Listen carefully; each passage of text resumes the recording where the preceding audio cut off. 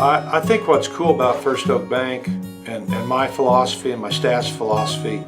is that we try to give tips to customers. As an example, somebody walks in, they want to borrow $100,000, but maybe their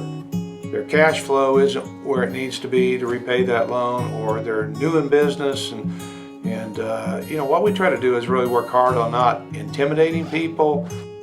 I don't like to walk in somewhere where it's intimidating or where you're uncomfortable, so we try to have a more laid-back environment versus what some of the larger banks have. It's hard to get into some of the bigger banks these days with COVID and security issues, and we try to maintain an open door policy, invite people in, talk about